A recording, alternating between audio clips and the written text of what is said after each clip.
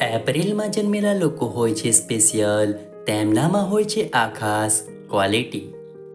April મહિનો ખીલતા ફૂલો, વસંત ઋતુના સાહસો અને ઉનાળાની શરૂઆતની જાહેરાત કરે છે.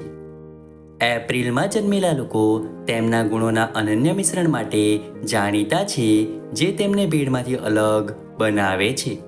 તેઓ તેમના ઉત્સાહ અને ઝડપી વૃદ્ધિ માટે જાણીતા છે. આ વર્ષે એપ્રિલ મહિનો શરૂ થઈ ગયો છે.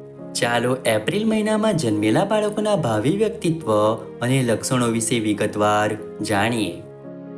એપ્રિલમાં જન્મેલા લોકોની પર્સનાલિટી કેવી હોય છે? ચંચળ અને ઉત્સાહી સ્વભાવ. એપ્રિલમાં જન્મેલા લોકોએ ઘણીવાર તેમના જીવન દરમિયાન મજાક અને ટીખળનો સામનો કરવો પડે છે, પરંતુ ડરશો નહીં, કારણ કે તમારી પાસે એક ગુપ્ત શસ્ત્ર છે, તમારી અવિશ્વસનીય સમજદારી. એપ્રિલમાં જન્મેલા લોકો, ખાસ કરીને એપ્રિલ ફૂલના દિવસે જન્મેલા લોકોને ખુશી ફેલાવવાની ટેવ હોય છે. તેમનું ઉત્સાહી હાસ્ય અને રમતિયાળ ભાવના તેમની આસપાસના લોકોને આનંદ આપે છે. એપ્રિલ મહિનામાં જન્મેલા લોકો સાહસિક અને રોમાંચથી ભરપૂર હોય છે. એપ્રિલમાં જન્મેલા લોકો તેમની સાહસિક ભાવના અને નવા અનુભવો પ્રત્યે પ્રેમ માટે જાણીતા છે. તેઓ જીવનમાં ઉત્સાહની ઝંખના કરે છે અને હંમેશા સાહસની શોધમાં રહે છે. તેમની સાહસની ભાવના ઘણીવાર તેમને નવો જુસ્સો અને રુચિઓ શોધવા તરફ દોરી જાય છે, જે તેમને સૌથી વધુ રસપ્રદ બનાવે છે. એપ્રિલમાં જન્મેલા લોકોનું વ્યક્તિત્વ પ્રભાવશાળી હોય છે. એપ્રિલમાં જન્મેલા લોકોની સૌથી આકર્ષક લાક્ષણિકતાઓમાંની એક તેમની નિર્વિવાદિત કરિશ્મા છે.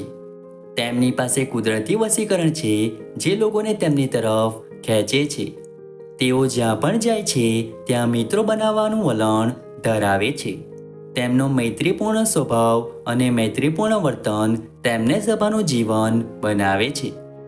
એપ્રિલમાં જન્મેલા લોકોમાં સર્જનાત્મક પ્રતિભા હોય છે. એપ્રિલમાં જન્મેલા લોકોની સર્જનાત્મકતા તેમની નસોમાં વહેતી હોય છે, જે કલા, સંગીત, સાહિત્ય વગેરે પ્રત્યે તેમના જુસ્સાને વધારે છે. તેઓ વિશ્વ પ્રત્યે એક અનન્ય પરિપ્રેક્ષ્ય ધરાવે છે અને હંમેશા નવા અને નવીન વિચારો સાથે આવતા રહે છે. એપ્રિલમાં જન્મેલી વ્યક્તિઓ પોતાની જાતને સર્જનાત્મક અને અર્થપૂર્ણ રીતે વ્યક્ત કરવાની પ્રતિભા ધરાવે છે. તે સતત નવા કલાત્મક પ્રયાસો શોધી રહ્યા છે. એપ્રિલમાં જન્મેલા લોકો દ્રઢ નિશ્ચય ધરાવતા હોય છે. તેમનો ચંચળ સ્વભાવ હોવા છતાં એપ્રિલમાં જન્મેલી વ્યક્તિઓ તેમના ધ્યેયો સિદ્ધ કરવા માટે અવિશ્વસનીય રીતે નિર્ધારિત અને પ્રેરિત હોય છે. એકવાર તેઓ કોઈ વસ્તુ પર તેમની દ્રષ્ટિ ગોઠવે છે, તો તેઓ તેને પૂર્ણ કરવા માટે પોતાની જાતને કોઈ પણ હદ સુધી રોકતા નથી. તેમની મક્કમતા ખરેખર પ્રશંસનીય છે અને તેઓ સફળ થવા માટે મહેનત અને સમર્પણ કરવા માટે તૈયાર રહે છે. કારકિર્દીનું નિર્માણ કરવું અને કૌશલ્યોમાં નિપુણતા મેળવવી હોય અથવા વ્યક્તિગત સીમાચિહ્નો સુધી પહોંચવું હોય, એપ્રિલમાં જન્મેલા લોકો પડકારોથી શરમાતા નથી. સહાનુભૂતિપૂર્ણ. એપ્રિલમાં જન્મેલી વ્યક્તિઓમાં અન્યો પ્રત્યે સહાનુભૂતિ અને કરુણાની ઊંડી ભાવના હોય છે. તેઓ હંમેશા મદદ કરવા અને જરૂરિયાતમંદોને સાંભળવા તૈયાર હોય છે. તેમનો સંભાળ રાખનાર સ્વભાવ તેમને ઉત્તમ મિત્રો બનાવે છે, કારણ કે તેઓ હંમેશા સમર્થન અને માર્ગદર્શન આપવા માટે હાજર હોય છે.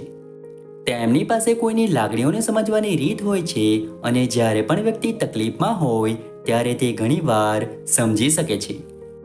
એપ્રિલ માસમાં જન્મેલા લોકોએ આ રત્નો ધારણ કરવા જોઈએ. તેનાથી ખિસ્સા પૈસાથી ભરાઈ જશે અને સૌભાગ્ય આવશે. રત્નશાસ્ત્ર અનુસાર કોઈ વ્યક્તિ માટે જન્મના મહિના અનુસાર કેટલાક ખાસ રત્નો ખૂબ જ શુભ માનવામાં આવે છે. દર મહિનાના અલગ અલગ બર્થ સ્ટોન હોય છે. માન્યતા છે કે જન્મના મહિના અનુસાર કેટલાક રત્નોને વિધિ વિધાનથી ધારણ કરવાથી સુખ સૌભાગ્યમાં વૃદ્ધિ થાય છે અને જીવનના દરેક ક્ષેત્રે પ્રગતિના ઘણા અવસર મળે છે. એવી જ રીતે એપ્રિલ મહિનામાં જન્મેલા લોકોનો બર્થ સ્ટોન હીરો છે. જો કે જ્યોતિષની સલાહ વગર આ ધારણ કરવાથી બચવું જોઈએ. તો ચાલો જાણીએ એપ્રિલ માસમાં જન્મેલા લોકોએ હીરો પહેરવાથી શું લાભ થાય છે અને એને ધારણ કરવાના નિયમો. હીરો પહેરવાના ફાયદા. એવું માનવામાં આવે છે કે હીરો પહેરવાથી આત્મવિશ્વાસ વધે છે. લગ્નમાં આવતા અવરોધોને દૂર કરવા માટે હીરો પહેરવો ફાયદાકારક માનવામાં આવે છે.